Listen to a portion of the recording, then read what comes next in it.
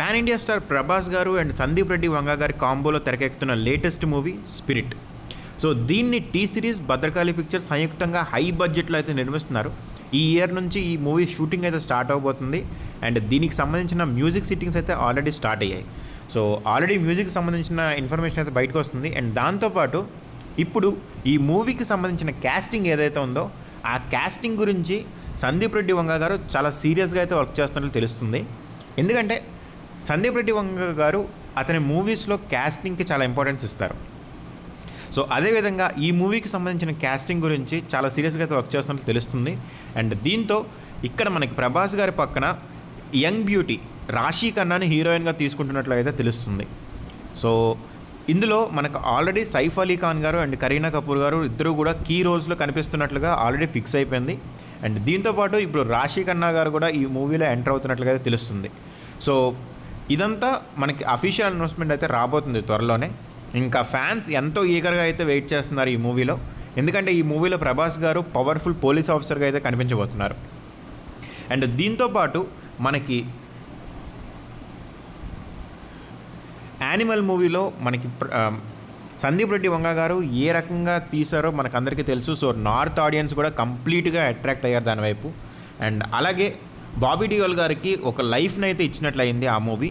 So అలాగే ప్రభాస్ గారి స్పిరిట్లో బాబీ డియోల్ గారి కోసం స్పెషల్గా రోల్ అయితే మనకి డిజైన్ చేసినట్లుగా అయితే తెలుస్తుంది.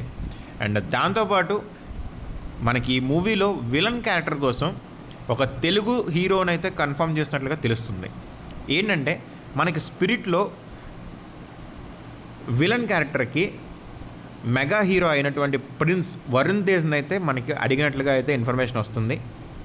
అండ్ ఏంటంటే సోషల్ మీడియాలో మనకి దీని గురించి అయితే కంప్లీట్గా చర్చ అయితే నడుస్తుంది. ఏంటంటే ఇప్పటికే మనకి సందీప్ రెడ్డి వంగ గారు స్క్రిప్ట్ను అయితే రెడీ చేశారు.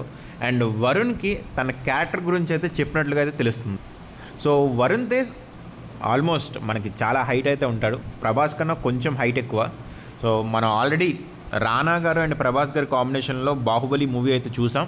సో అదేవిధంగా మనకి వరుణ్ తేజ్ కూడా అదే హైట్, అంటే హైట్ మ్యాచ్ చేశారు కదా. సో ఆ హైట్ మ్యాచ్లో మనకి ఒక ఇంటెన్స్ ఫైట్ సీక్వెన్స్లు కానీ మనకి యాక్షన్ సీక్వెన్స్లు కానీ చూసే ఛాన్స్ అయితే ఉంది. అండ్ నార్మల్గానే సందీప్ రెడ్డి వంగ గారు యాక్షన్ సీక్వెన్స్లకి చాలా ఇంపార్టెన్స్ అయితే ఇస్తారు, చాలా వైలెన్స్ కూడా ఉంటుంది. సో అదేవిధంగా వరుణ్ తేజ్ గారికి ఏ రకమైన క్యారెక్టర్ పదపడుతుందో మనం ఆలోచించవచ్చు. ఆల్రెడీ వరుణ్ తేజ్ గారిని గద్దలకొండ గణేష్లో ఆయన యాక్టింగ్ అయితే మంచి మార్కులు అయితే పడ్డాయి. మిగిలిన మూవీస్ ఎలా అనుకున్నా సరే గద్దలకొండ గణేష్ మాత్రం వరుణ్ తేజ్ గారి క్యారెక్టర్కి కంప్లీట్గా అంటే ఒక అల్టిమేట్ అని చెప్పుకోవచ్చు.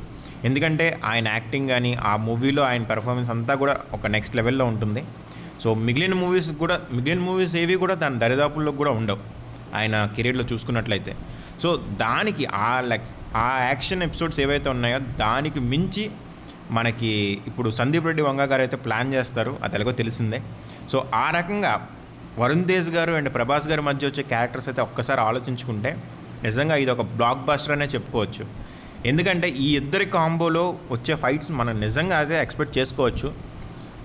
సో దీని గురించి మీరేమనుకుంటున్నారో కమెంట్ అయితే చేయండి. ఈ కాంబో సెట్ అయితే మాత్రం నిజంగా ఒక నెక్స్ట్ లెవెల్ అయితే యాక్షన్ సీక్వెన్స్లో వస్తాయి బయటికి.